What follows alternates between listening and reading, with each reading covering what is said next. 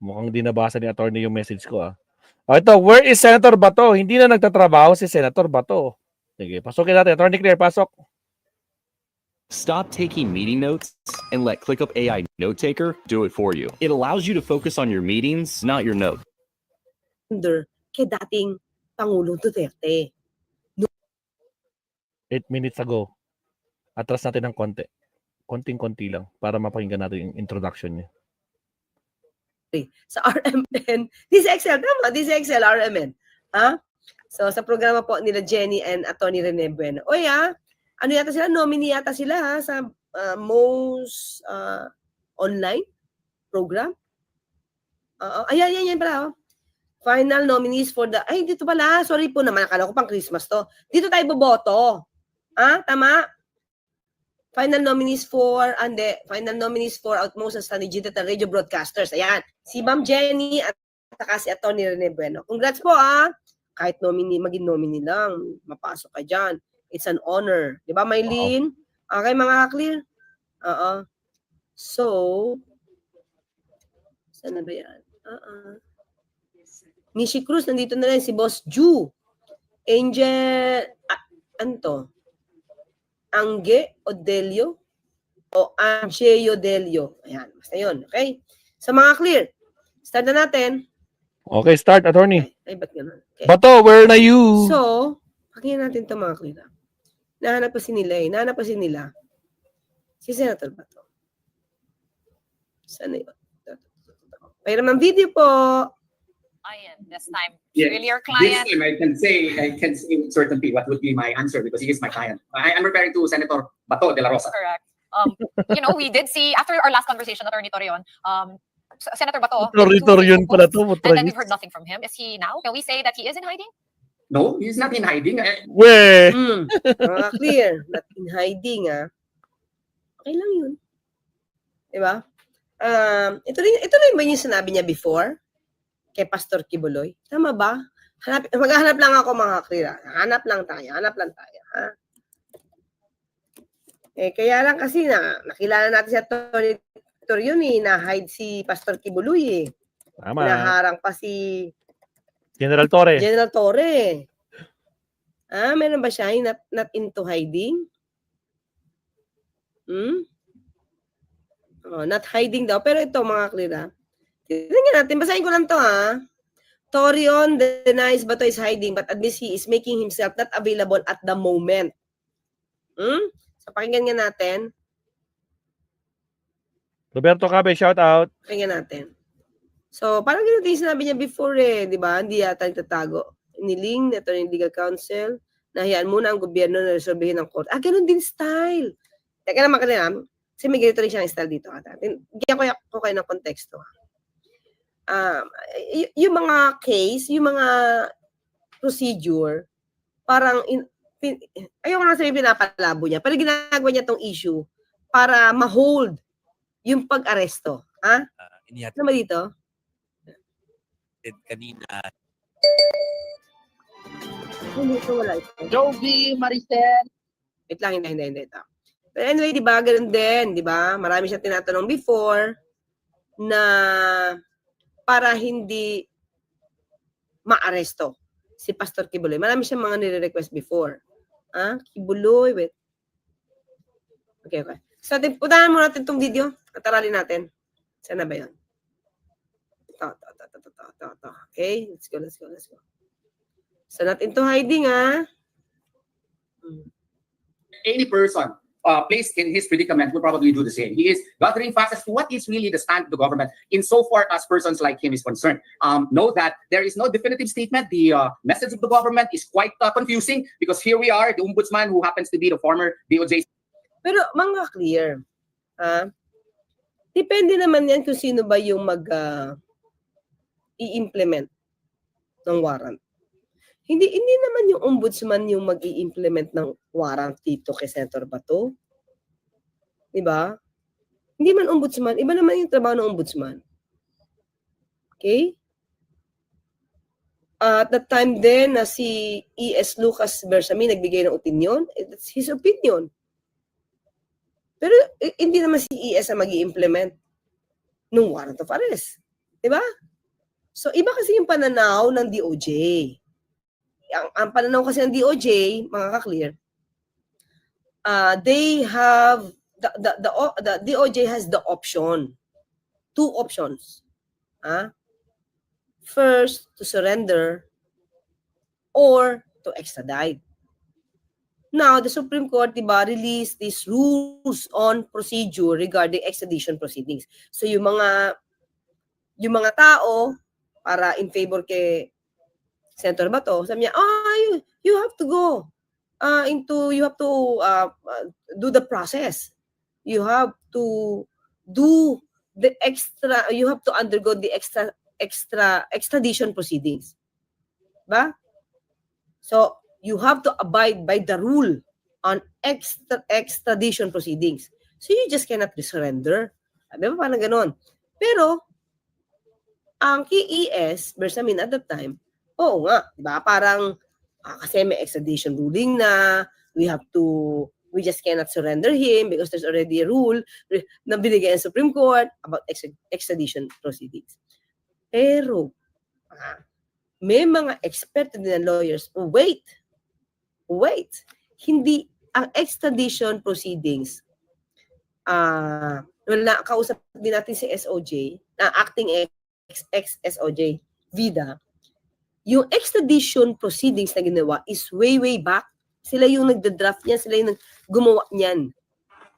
Together with the Supreme Court, kung sino yung mga naatasan gumawa at mag-draft nung procedure, yung provisions dyan, it is not in any way related sa pag-surrender kay dating Pangulong Duterte.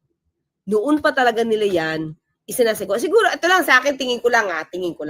Baka ang nagpa-trigger sa pagpapagawa ng bagong rules on extradition proceedings, yung kay Pastor Kibuloy. Feel ko, doon. Baka doon. But not in relation to Kibuloy. Duterte. Yung pag-surrender kay Duterte. So, di ba naglabas na po ang Supreme Court? Ito pakita ko lang. Court rules on... Alam ko, in-explain na nila tayo. Okay. Wait lang po. Ito. Pakita ko mga kaklira. Pakita ko sa inyo. Bring it on. Ikaw, Trillanes, gusto mo ikaw pa. Ayan, mako J. Martin. Sa kakalimutan niyo to. Gusto mo ikaw magposa sa akin, pero laro muna tayo ng hide and seek. Matindi yung takot niya. At sa hindi confirmed na warrant, puro missing in action ang nasa minority. Pakita ko na ito mga klira para maliwanagan din kayo. Niliwanag na po kasi ito ng Supreme Court. Ayan Ito Extradition is a process of removing an extraditee from one state to turn him, her, over to the requesting state. Maliwanag. Ba? So that he or she may be held in connection with any criminal investigation she is facing. It may also be the service of penalty imposed under the criminal law of requesting state. Extradition may only be granted if our country and requesting state has an existing extradition treaty. So, meron ba tayong extradition treaty with the ICC? Hindi naman sila state. Wala sila extradition treaty with us. So, maliwanag yung rule. Diba? Ito ay applicable lang sa request, sa procedure state to state, na meron tayong existing extradition treaty. So, niliwanag to ng Supreme Court. Ayan kaya to November 19, kasi dami-daming gumagawa ng sarili-sariling Ayan Extradition is the removal of unextradited from the Philippines with the object of placing them at the disposal of foreign authorities to enable the requesting state to hold him or her in connection with any criminal investigation. Diba? So, dito mga klima, makikita nyo yan, Ayan, wanted in a foreign land. Okay. So, ito. 1, 2, 3. Okay? Requesting state files request for extradition. So, ang ICC ba, requesting state? Hindi eh. Diba? Pero, kailangan tong guluhin para sabihin na ang gulo na ating batas dito. Sige, tuloy natin. Okay, tuloy natin to. Ay, nakamute pala ako. Ay. Kabado na kasi, attorney. Wala na, naspakdan. Bato, where na Secretary you? who's very influential in the government claims that there is already a warrant of arrest, and the other branches of government, such as but not limited, We did see after have a confusing stand. As to what would be the modality as to how he would be treated. One would say that it would be via extradition, pursuant to the extradition rules, and he just O, diba? It's up to the implementing authorities. Tama, So, hindi ikaw. anybody can state their opinion. Tama. Akala ko ba, gusto So, niyo ba't mga... yun doon mag-realize sa gulo na yun? Hindi naman sila yung mag-implement nun eh. Diba? Taranta nga, Si attorney. Ombudsman, hindi na siya parte ng SOG. Ombudsman na siya eh. Hindi naman siya mag-implement yan. Si E.S. Bersamin, di ba? Executive Secretary siya. Hindi naman siya mag-implement ng warrant of arrest. Natanong lang siya malamang ng media kung ano sa tingin niya yon. But it doesn't mean na yun na magiging rule. Depende yan sa batas. We have to implement the law. To enforce the law. Di ba? happened to be removed already, and I'm referring to Executive Secretary Bersamin. The other department of the government, So, yun na nga eh. Nagre-relate ka kay Executive Secretary Bersamin at that time. Hindi naman siya yung mag-i-implement at mag-enforce ng warrant of arrest. Di ba? Kung sino yung mag-i-implement. specifically the DFA, would claim that they would opt for the surrender portion of the O, di ba? Ang DFA, SOJ, pareho ng linyahan. Surrender, RA 9851. choice enumerated or stated under Section 17 of Republic Act 9851. So, in the light of the conflicting statements of the Republic of the Philippines, it is but normal on the part of the subject, who happens to be Senator Bato, to make sure what would be his rights, what would be the actions of the Philippine government insofar as Kasi mga ka-clear, maliwanag naman eh. Di ba? Maliwanag. Unang-una, hindi ka naman walang TRO. Ibig sabihin walang urgency. Walang urgency. Nako mga ka-clear, hindi natin alam kung nag-backdoor na yan. Kasi, 3 weeks nang nawawala, attorney. ano bang ginawa ng iba?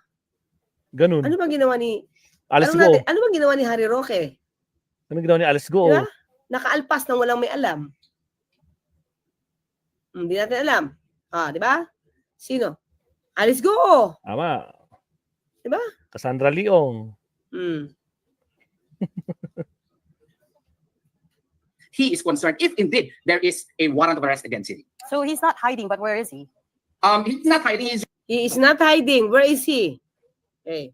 Where is he? So he's not hiding, but where is he? he's not hiding, he's just making himself unavailable as of the moment, in the light of the fact that Galing, unavailable daw. Hindi pa rin makita ang tawa ni ano. Ano pangalan nito? I forgot. Hindi, yung babae. Yung nasa gitna. My goodness. Unavailable daw. Sean. Anak ng kamote. Sean. really, sabog po ang mitahe ng ating gobyerno. Kung O, di ba sinisipa niya? So he's not hiding, but where is he? he's not hiding, he's just making himself unavailable as of the moment, in the light of the fact that really, sabog po ang mitahe ng ating gobyerno. Kung Di ba? Alam mo, ang sinisisi niya ngayong gobyerno, tandaan natin, ang inimplement nila RA 9851. Pag ganyan po, dapat tanggalin na, sayang naman ang pondo ng taong bayan. He's not making himself available. He's not working. He's not working. Literally. He is hiding. Diba? Oh. Tragis. On leave? On leave ba to? Diba? Takot. Tapos, ang lalabas dito, ganito yung style nila eh. Papalabuin yung batas para gamitin nila. When in fact, maliwanag yung RA 9851. Hindi kailangan ng IRR dun. Family code nga walang IRR eh. Diba? Hindi lahat ng batas may IRR. Maliban lang pag sinabi na kailangan na may IRR, dun gagawa. Yeah, tuloy. ano ba talaga ang gagawin sa kanya? Extradition rules ba kung meron ng warrant? O what you call this? Surrender ba kung meron na nga bang warrant? Pati nga Mga clear. Hayaan mo na lang ma-warrant muna. Bago ka magproblema Kung anong kung next move. i-extradite yan o si-surrender. Diba? Nandun ka pa lang sa i-serve yung warrant eh. Ang tanong dyan, willing ba na i-surrender kapag may warrant? Yun. Willing ba, nakatulad na sinasabi niya, na ikaw pa magpausa sa akin, Senator Trillanes. Make my day. Make my So, day. nandun ka na ba sa Make My Day? Meron pa, Or attorney. Wala. Hindi ka na makikita. Meron pa, attorney. Wala ka pa sa stage na inaaresto ka eh. Attorney, meron pa yung sabi niya, Interpol, alam ko yan. Ngayon, wala na, tameme. Diba? Tapos nagkakaproblema ka kung i-extradite ka na o hindi pa. Or surrender ka. Diba? May choice naman nga, sabi ng DOJ, may choice. So it's up to them what to use. Diba? Hindi naman pwedeng choice to ng accused. Agree. Ikaw yung accused eh. Hulihin ka, di ba? Maria Sadang. So, yun, nakita niyo kung paano gibain ni Atty. Torion yung trabaho ng gobyerno. Paano gibain yung mga laws. Ay, hindi, malabo yan eh. Ay, ang gulo-gulo nyo yan eh. When in fact, yung hininga ng opinion, hindi naman sila mag-i-implement ng warrant of arrest. Diba? parang di namin alam kung meron nga. Ombudsman na kasi yan. So may presumption of truthfulness yan. Presumption of, na totoo yung sinasabi niya. Kasi even if may warrant, halimbawa may warrant, so, anong gagawin? Kaya, kung may warrant as an officer of the law, kung may warrant ang kliyente mo, itatago mo? Ay, oo nga pala. Ginawa pala niya kay kay Pastor Kibuloy. Hindi na natin pala dapat tanungin to. Kasi nagawa niya na. Ilan days? 16 days. Pinahirapan ng pulis. Pinahirapan ng pulis. Mantala may warrant of arrest na. So, malaman man niya na may warrant of arrest o hindi niya malaman, itatago mo ba? Ang tanong dito, itatago mo ba? Kasi yun yung ginawa niya kay Pastor Kibuloy. Di ba? ombudsman yan. He is the highest government officials authorized by law to investigate government officials. So, pero hindi naman siya mag-implement. Sabi naman ni Secretary, ni Ombudsman yun eh. He's not part of the DOJ anymore. So hindi niya pwede ma-implement yan. kailangan namin malaman kung ano ba talaga. Diba? Minsan nga yung warrant of arrest, hindi agad pinapaalam sa akusado, mga clear, para mahuli. Diba? O, yun lang naman tanong eh, diba? Nasaan ka na? Natatakot ka ba? Where na you? Ready siya, diba? To be with the old man. Sabi niya, he's ready to go with the old man. Attorney, when you say that Senator Bato de la Rosa is seeking facts, how is he doing that exactly? And can you confirm that he is still in the Philippines? And on top He is of that, still in the Philippines, I believe. He is still in the Philippines. He loves very much our country. This is the only country given to us by Allah subhanahu wa ta'ala. Meron na nga bang warrant? Pati nga ang warrant, di namin alam kung meron nga. Ombudsman na still in the Philippines, I believe. Malaman kung ano ba talaga. Attorney, when you say that Senator Bato de la Rosa is seeking facts, how is he doing that exactly? And can you confirm that he is still in the Philippines? And on top He of is that, still in the Philippines, I believe. He is Ay, merong may iwas, mga kapatid, ay mga kakalir. May iwas. May iwas na word. I believe. So, pag naka-backdoor yan, halimbawa lang mababackdoor yan, hindi siya masisisi. Kasi that's what he believes. Diba? So, ano gagawin niya dito? Let's say, may mga motion to. Pag may mga motion to, pabe-verify niya ba? Sa kliyente niya? still in the Philippines. He loves very much our country. Ang layo sa confirm that he is still in the Philippines. And on top He of is still that, in the Philippines, I believe. He is still in the Philippines. He loves very much our country. This is the only country given to us by Allah subhanahu wa ta'ala. I don't think he will leave the country. I don't think. Pero ang tanong, kliyente mo yan hindi mo nakakausap. Gumagawa ka ng mga pleadings, hindi mo nakakausap. Nagkikita siguro kayo, nagpipirmahan kayo kung pinapipirmahan ka mga verification para sa mga motion mo, petition mo. Ay, Bato, where na you? Diba? Hindi kayo nagkakausap. So, You just believe nandito? Ba? So, walang categorical na sagot na nandito sa Pilipinas.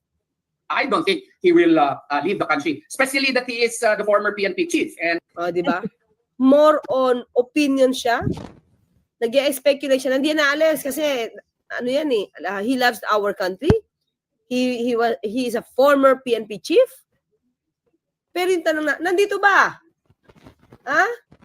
Nagkikita ba kayo? Nagkikita ba kayo? Nagkakausap ba kayo? Through what? Personal? Phone? Paano? Via Zoom siguro, Diba? attorney, via Zoom. Dapat nakausap niyo ba huli? Kailan niyo nakausap? alam naman niya na ang records ngayon sa Interpol masyadong matibay na, madali kang matiktik kung saan ka nagtatago, especially maglabas ka ng bansa. Si Senator Bato nandito lang sa paningin ko. Sa paningin niya. Nandito lang sa paningin niya. So, nakita ba kayo? Kasi when you say paningin, in my opinion, Kung klaruhin ng gobyerno kung ano yung course of action, then baka he will make himself available. But that's speculative. see? May condition pa, di ba? He will make himself available, but that's speculative. So, gusto niyang paratingin na nandito sa Pilipinas, I think, sa tingin ko, pag kinailangan siya, magpapakita yan. Pero speculative. Di ba? So, tingin nyo na sa Pilipinas pa si Senator Bato. Di ba?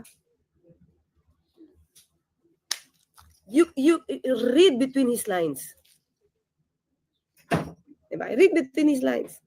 Speculative in the light of the fact that I am his lawyer, but I am not Senator Ronald De La Rosa. See? Di ba?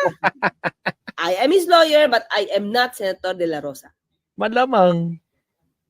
So, what do you Talaga si think? Torion, Sa oo. Pilipinas pa? O wala na? Naka po. O nasa bunker? Hindi. Tingin ko hindi na din sa bunker to kasi doon na nangyari kay Pastor Kibuloy. Alam na eh. Diba? Pero pwede kasi ang hirap pasukin nung kay OJC. Diba? Hirap, another General Torre ang gagawa. Nako po, pag bubutasin niya uli yun. Well, so makikita mo sa words ni Atty. Torion, di ba? Palabas siya sa Pilipinas siya, pero I believe, sa tingin ko, that's speculation. I am his lawyer, but I am not Senator Bato. So, di siya masisisi. Hindi mo siya maiipit. Sinabi mo, nasa Pilipinas. Hindi. Sabi ko, sa tingin ko, nasa Pilipinas. Ang sabi ko, I think. Ang sabi ko, speculation. Diba? Saka sinabi ko, hindi ako si Senator Bato. Alam na. But attorney, at the same time, you have the Supreme Court denying your very urgent motion to compel Ombudsman Remulla to produce this arrest warrant, and you said that you will be filing a motion for reconsideration. I already did. Today? I filed 2 days ago, as a matter of fact. I filed a motion for reconsideration because I think we know that any decision should state the law and the facts upon which it is based, and we politely stated in our motion for reconsideration that perhaps this should likewise be followed, even if the subject matter is the Ombudsman himself, because actually my purpose there is to prove that there is already clear and urgent necessity, because the other lawyer whom you interviewed before me was correct. It may be a hypothetical since there is no warrant of arrest. But here we are, an ombudsman, a high government official, confirmed 4 times on national TV that he has a copy of the warrant of arrest. So he should be made to produce that, and he should be made to explain how he was able to acquire it, who provided it to him, and under whose authority was that person able to acquire that warrant of arrest, knowing that. Ang tanong ko lang required ba ang isang tao na hindi naman siya authorized to implement or to serve the warrant of arrest? I-force ng korte na ilabas mo yung force mo. Kaya nga na-deny, di ba? Kaya siya nag-MR. Pero hindi ka kasi part ng team na siyang mag-enforce or mag-serve ng warrant of arrest. Hindi ka team na magsusurrender kay Senator Bato doon sa ICC. So, di ko alam kung may obligasyon tong taong to nagsabi na meron akong kopya. Napilitin ko sa yung source niya. Hindi naman siya parte. Diba? Saan ako? these matters are supposedly confidential. So to my humble mind, Ombudsman Remulla has a lot of explaining to do. So that is why I am filing that, because if in court the warrant of arrest, then the clear and urgent necessity would be proven, and therefore my prayer for TRO has been Tama, sige, tama. He should likewise be made to explain who provided it to him, when was it provided, and what is the Tinecheck ko authority nga of the person who provided it to him. Why would he be able to provide it to a person who is not accredited by the ICC? Pero mga kakli kasi ito o may kopya siya, sabihin mo na may kopya siya. Tanong natin. Kung may kopya man si Ombudsman, galing ba yun sa ICC? Yung ICC, di ba, hindi nga kinonfirm kung mayroong existing warrant of arrest. Alam niyo yun, ito yung nakikita ko, di ko alam kung magiging issue ba ito sa Supreme Court. Yung nag-issue, di umano ng warrant of arrest, dinideny nila. Dinideny nila mismo. Hindi nila makukonfirm kung may warrant of arrest. So, paano mo ipakukonfirm doon sa tao na hindi naman siya miyembro ng ICC? Hindi na siya miyembro ng team na magsasagawa ng pagsiserve ng warrant of arrest. Di ko lang makuha yung point na dapat siyang pilitin ng Supreme Court. Diba?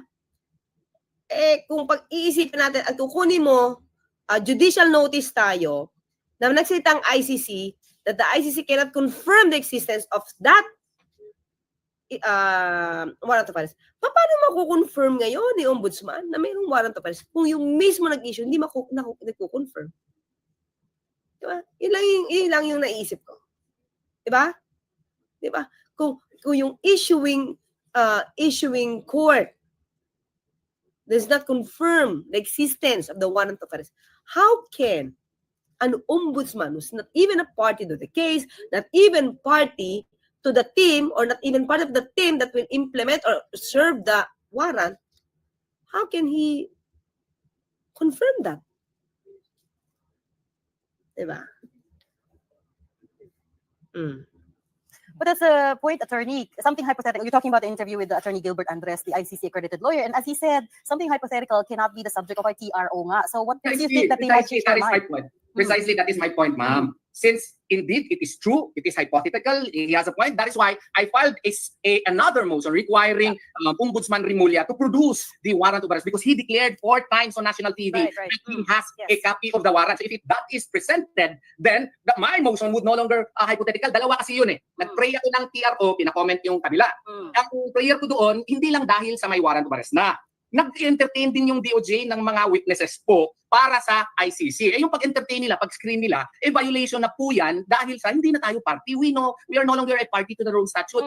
Pero mga clear, ang sagot dito ng DOJ, we are not cooperating with the ICC. We are helping our own citizens, Filipino citizens, na may case doon sa ICC.